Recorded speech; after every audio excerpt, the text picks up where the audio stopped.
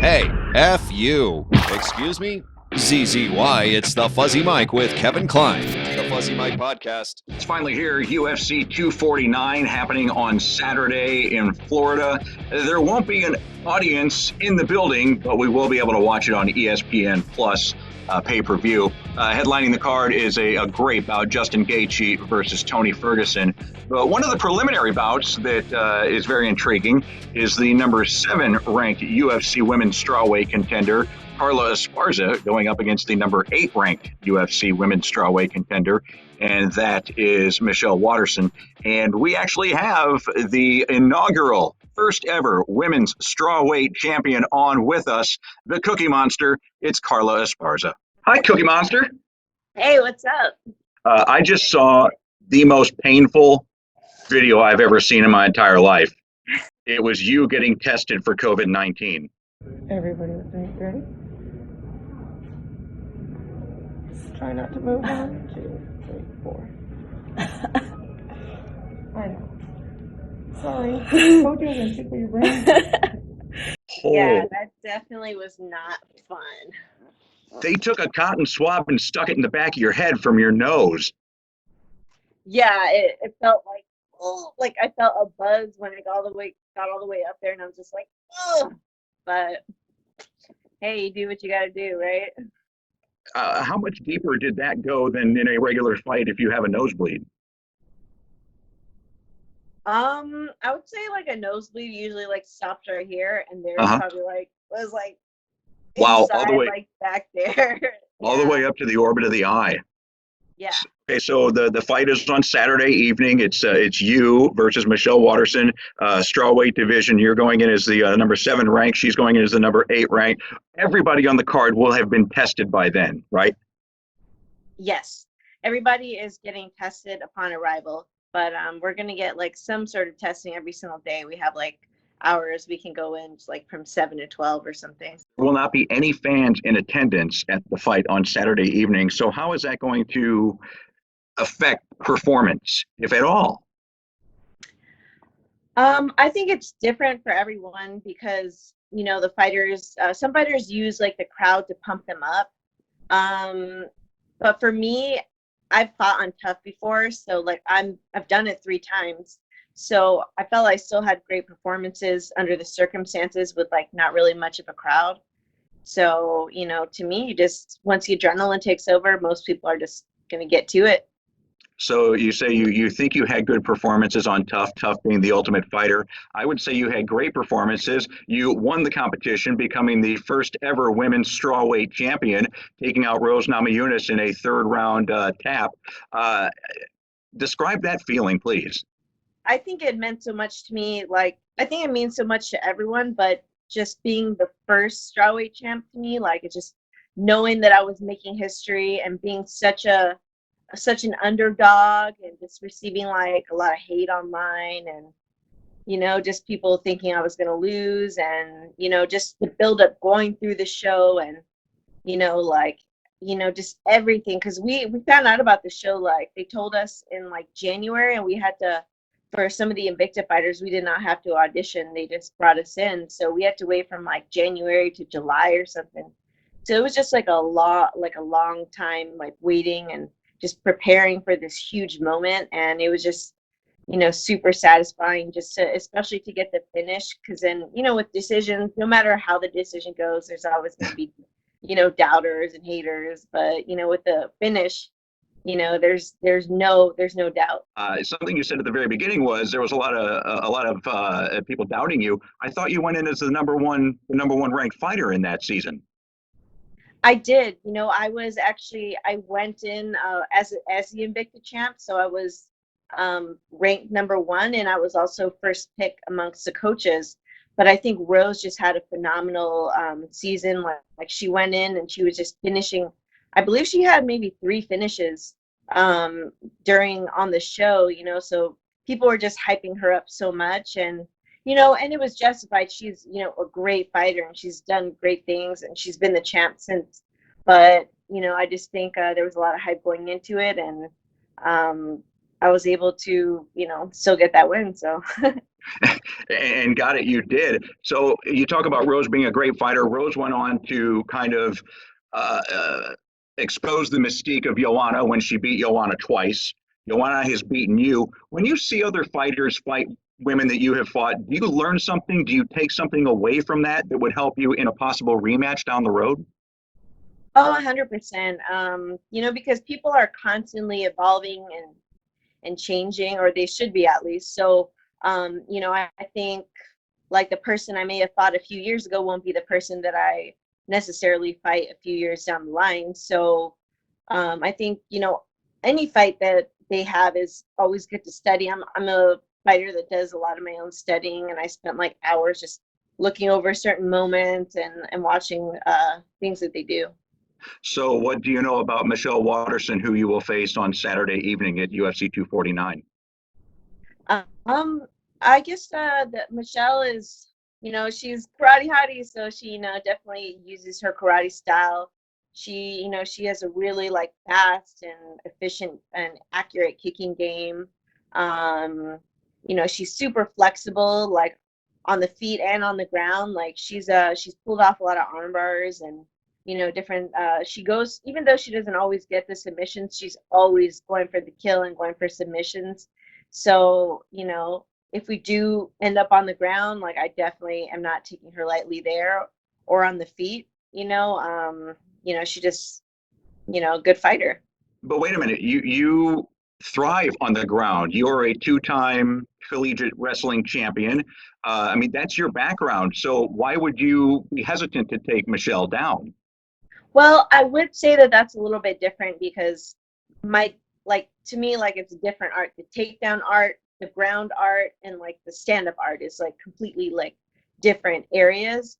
Just because I'm able to take someone down doesn't necessarily mean that, when we hit the ground that, their jujitsu isn't superior to mine. And I was there the night that she submitted Jessica Penny to win the title, and Jessica's I've trained with her. She's a really great grappler. So to me, I'm not definitely not taking her lightly if it does hit the ground. Now, a couple of experts have broken this fight down on Saturday evening, you versus Michelle, and they said Michelle's big advantage to winning would be using her jab and staying on the outside. Your big advantage would be to close the distance and make it an infight. She's a little bit taller than you, but I think your reach is a little bit longer than hers.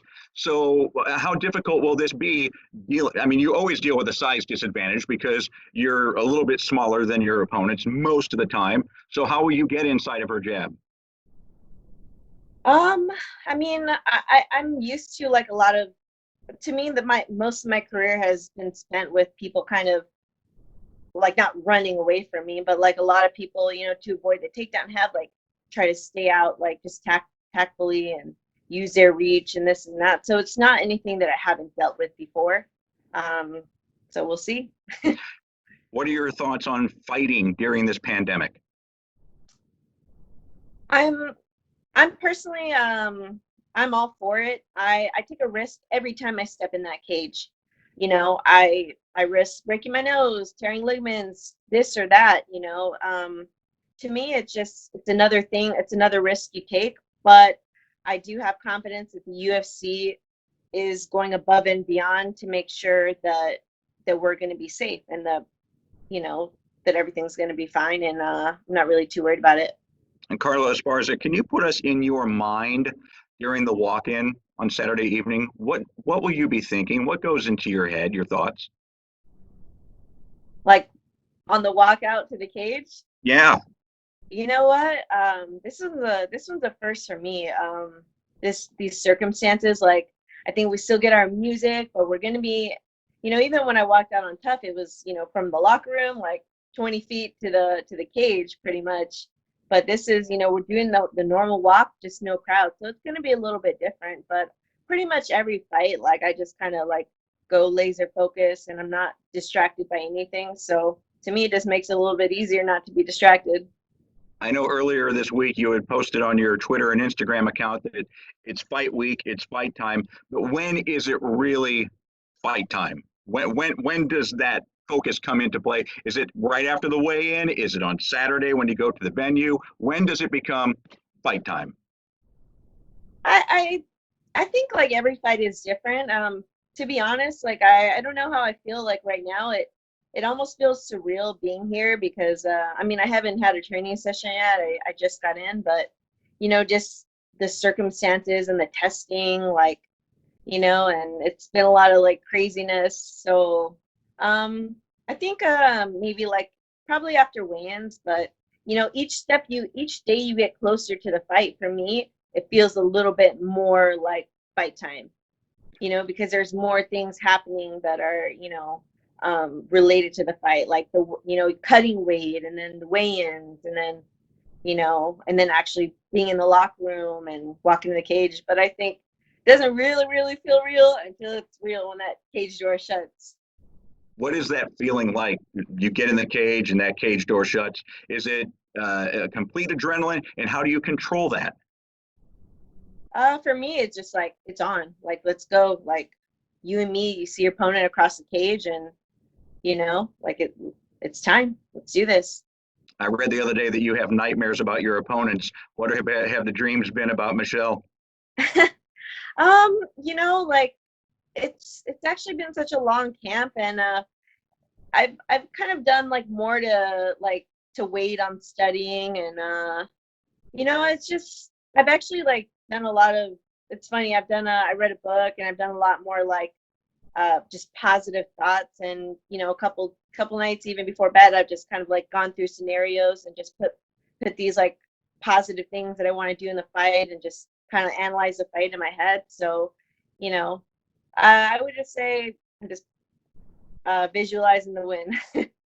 How many people were on the plane when you flew down?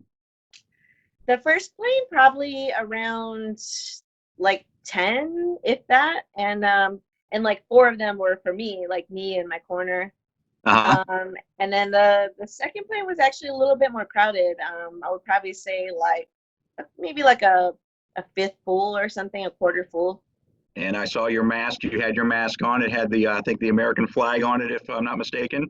So let's talk about that for a second. You went over to Kuwait and spent Thanksgiving. You were with the troops, weren't you? Yes. How was that?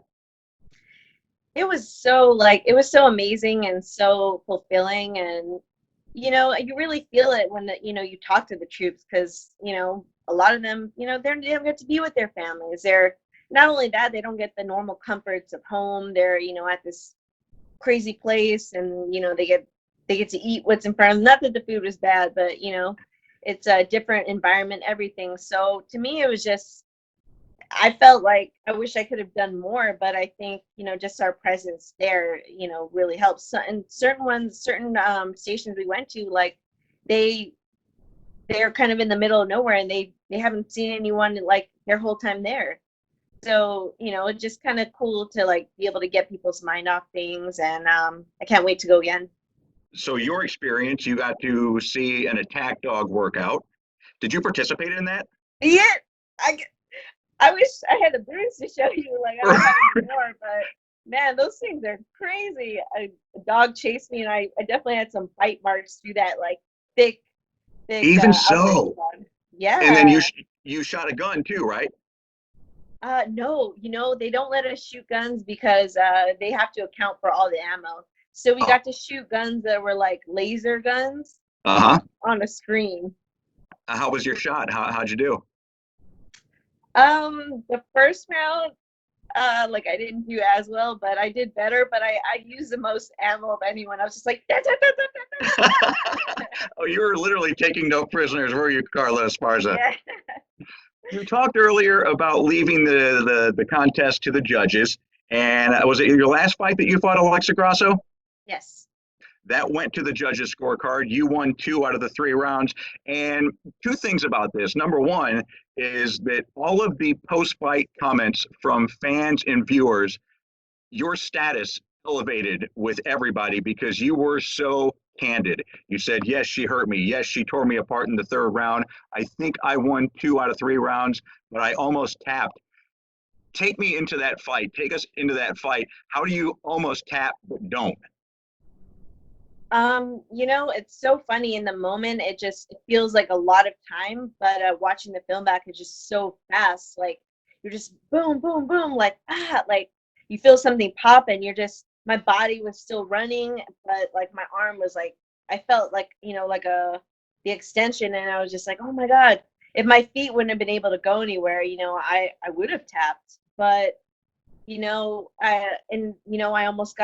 almost got like dropped. Like I definitely got, rocked really hard. So, I watched it back, and I was just like, I took off. I was like, fight or flight, like run.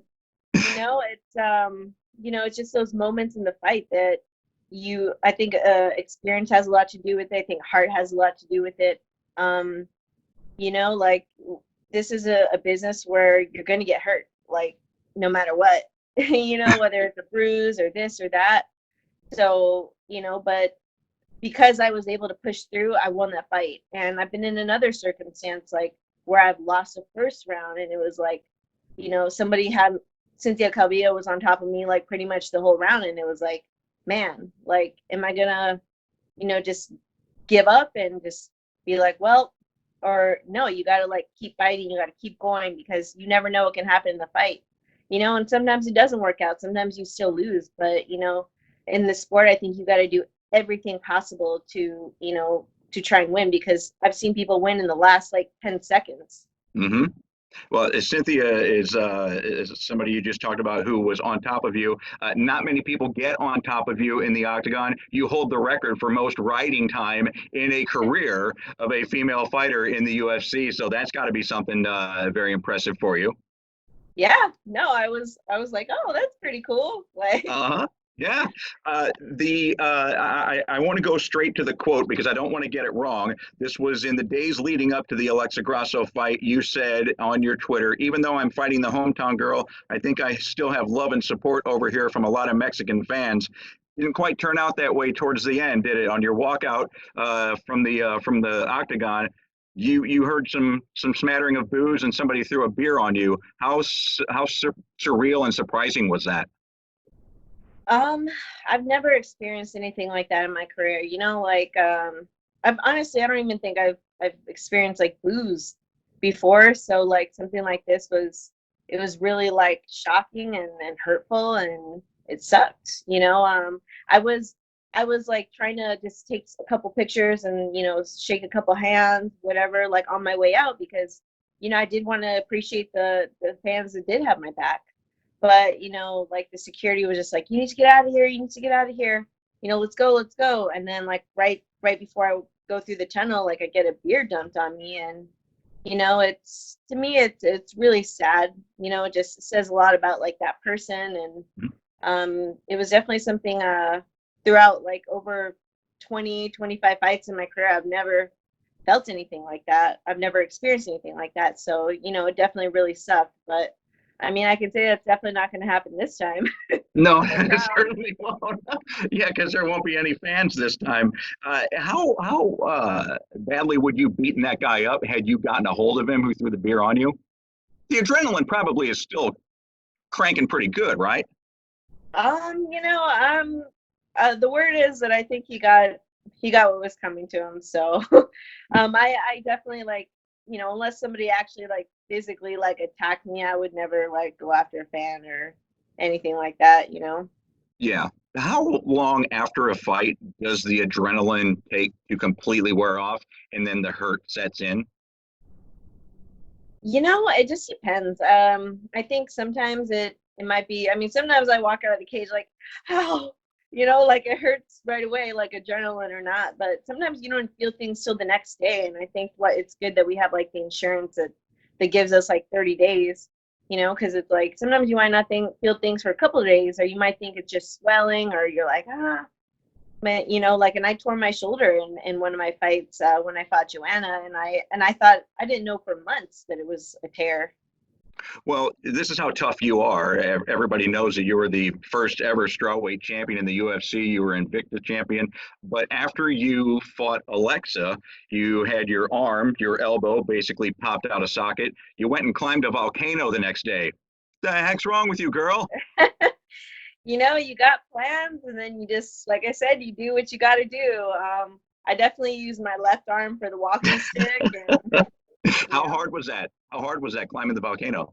um, I definitely I gave it more credit than like and the difficulty than I thought, because we took so many breaks, and I think because it's meant for like, I read some people, they're like, this is the hardest thing I ever did. It was so difficult, and I was like freaking out, like, oh my god, am I going to be able to do this? But I'm sitting here like in the great shape, some Yeah. of the best cardio of my life, because I'm training at elevation, and I'm just like, oh, like this is like easy peasy for me. Like, I was like the first one at the front of the group, and like just waiting like 10 minutes for people to get to each stop, and I was like, oh, not so bad. Well, So if anybody wants to go do it, you'll be fine.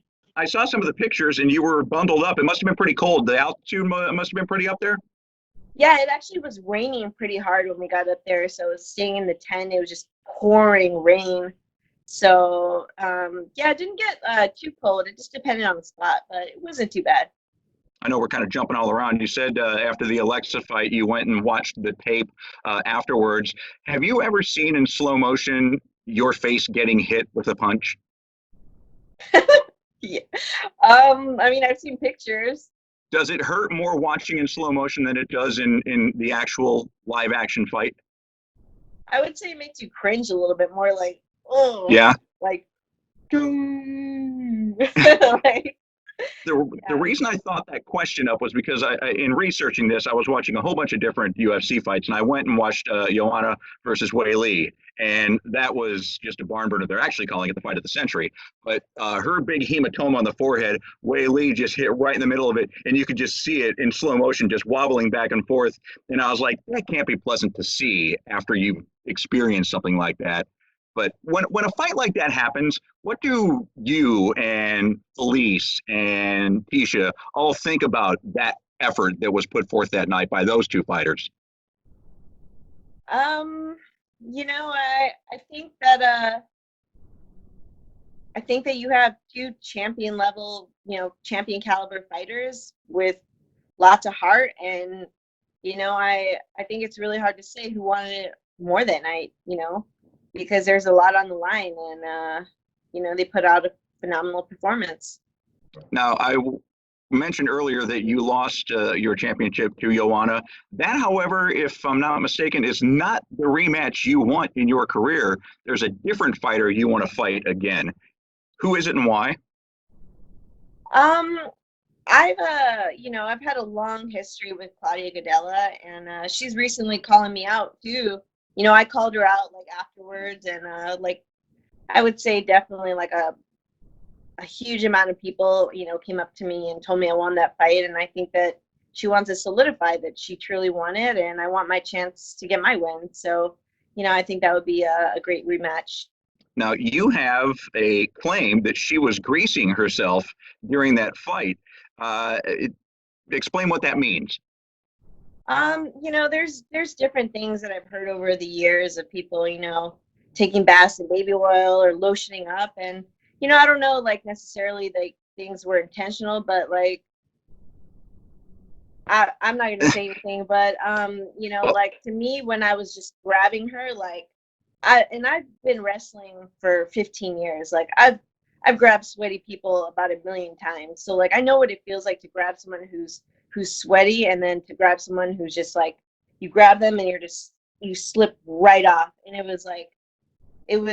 I felt it like the first time, and I was not able to get a takedown. And the only takedowns that I was able to get is when I was able to like wrap my own arms and stuff. Even on her arms, like when I was going for an armbar, like I felt it. And like I said, I don't, maybe it was even an accident, or who knows, but Take us inside the octagon. So the things that we don't see, like somebody oiling up, or what other maybe advantages do fighters try to take? Do they not brush their teeth for 3 days ahead? Do they not shower? I mean, what things don't we understand that might go on in the octagon? uh You don't wash your clothes for a whole month and you've trained in them, or Anything like that? Like I've heard of people like not taking showers or, like going in a little stinky. But I mean, I don't know. Like I've never tried to really get an advantage before. Like, so I really couldn't say. The major one I've only ever heard of is the greasing, like people taking, a warm bath in baby oil so that it like comes out of their pores the Oh, next wow. day. Yeah. All right, now that we're talking about hygiene, let's talk about something that you said in leading up to your appearance on Tough, The Ultimate Fighter. You said, yes, I'm a fighter, but I'm still a girly girl and I like to get manicures. What rules or restrictions do they have on fingernails? Because you use open finger gloves. Well, no manicures now because of Corona testing. Yeah, Well, right. I mean, because of Corona, but I think just like the guys, you just have to keep it a certain like length. Like they have to be short. Like they check your nails before you go out to fight. And other than that, no really restrictions. I mean, I don't know if somebody had like diamonds all over, like those studs or anything, if that would be a problem. But I've never seen someone try to do that. I've Your even hair. had I've even had like diamond studs in my ribbon when I've done my hair before and in the braids, and like they almost made me take them out like right before the fight. So I was freaking out on that one, but fortunately, no problem. That's interesting that you bring up your hair. That was the next place that I was going to go. How long does it take you to put the ribbons and the braids in your hair? I would say like it usually takes close to an hour to do my hair. It's not like too much extra. I don't think it's just like cutting the ribbon and everything, little extras, because they just braid it in like it's another piece of hair. They tie it in, they just no problem. Do we know what color we'll be wearing on Saturday evening? Because you always match your ribbons to your outfit. I we're like they're not bringing in a hair braider because they are like COVID, like the COVID thing. They're not allowed to bring any 1099 people or something like that. So I think one of the UFC staff, Heidi Dean, is going to do it, and I love Heidi. But I'm just like, whoa, that's crazy. Uh-huh. And I'm sure Uh, she'll do a great job, but it's definitely new. yeah. But do you know what color you're going to use? Well, I don't know if because I don't, Oh, she it's not can't her. do the ribbons. She I can't don't do. know. I don't know if she can or can't. I'm definitely gonna ask, but Uh-huh. it's definitely new territory. So we'll see. And what do you say about this? The because I read the comments in preparation for stuff like this, and the weigh-in where you and Rose for the Tough finale, you were wearing the very small bikinis, which I think was awesome that you signed yours and auctioned it off for charity. I believe is what you ended up doing. Congratulations to you on being so cool with that. But all of the comments for like the first 50 were guys talking about your physique, Rose's physique, and things that they'd like to do to you and with you, and then you got down to 51, and then they started talking about your fighting ability. What are your thoughts on that? That obviously there is a bit of sexuality in all of this, but does it bother you that it looks maybe still overshadow your ability? I mean, not really, because for me, my opinion is that this is an entertainment sport, entertainment industry, and whatever gets people watching the fights, you're gonna have obviously the more like the more hardcore fans are gonna be more interested in like the skills and the actual fighting. But you might have the casual fans that are like, oh, this person's that, but those are also people that are their eyes are on the screen. They're supporting what we do so that we can all get paychecks so that we can all continue to do this. So to me, like, it is what it is. Like, thank you all for supporting, whether you're supporting for this or that reason. I expected you to say that because you did the very teasing towel drop on your Instagram, and that got me, by the way. And then the very conveniently placed words over what appeared to be a birthday suit photo of you. Carla, what fight are you looking forward to seeing on Saturday evening on UFC 249? You know what? That is a tough one because this is such a stacked card. and Mm-hmm. there's like so many awesome fights. I would definitely say I was super excited for Khabib and Tony, but I'm also super excited for Gaethje and Tony, so I'll just say that one. Khabib and Tony is cursed. This is the fifth time they were supposed to fight each other, and it hasn't happened yet. Do you think maybe 2021? We'll see. I know, right? You know what? On the third or the fourth try, I even put April Fools, the fight's not happening, and like literally like that same day, someone's like, fight canceled, and I'm like, oh my god, like I did not jinx this, I swear. Like, We're blaming you, Carla. We're blaming you. What happens between now and Saturday before you walk into the octagon? How do you spend your time? uh, for me, it's just a lot of like alone time, just just relaxing my body, just get a training session in today, tomorrow, cut weight, nothing crazy. I'm usually kind of to myself throughout my camp. So for me, like the corona testing wasn't, or the corona pandemic wasn't really anything new, because my food gets delivered to my house and I don't really go anywhere except the gym. So, Yeah, it hasn't affected my life either. I'm such a loner too. So, yeah, yay for being ahead of the curve, right?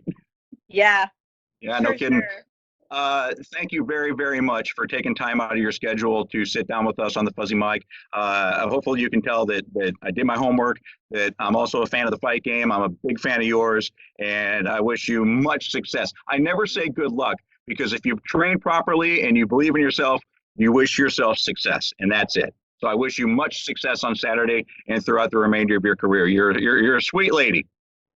Awesome. Thank you so much. I really appreciate it. It was great talking to you. Thank you, Carla. Take care. Bye. The Cookie Monster, Carla Esparza, before she takes to the octagon on Saturday evening. UFC 249, taking place in Florida on Saturday evening in front of an empty arena, but we can watch it on ESPN Plus pay-per-view. My thanks to the Cookie Monster, Carla Esparza, for joining me. Also, thanks to Chris Costello, Dave Lockett, and Chelsea Sullivan, Senior Directors, Public Relations with the UFC, the Ultimate Fighting Championship. My name is Kevin Klein. Thank you for joining us this episode on The Fuzzy Mic. That's it for The Fuzzy Mic. Thank you. The Fuzzy Mic with Kevin Klein. Executive producer Trish Klein. Social media director Lisa Titan. Mouth noises by Zach Sheesh at the Radio Farm. Get your fuzz fix online anytime at thefuzzymic.com. Everywhere with the iHeartRadio app and in this pocket. Wow, that is a lot of fuzz. Thanks for listening to The Fuzzy Mic.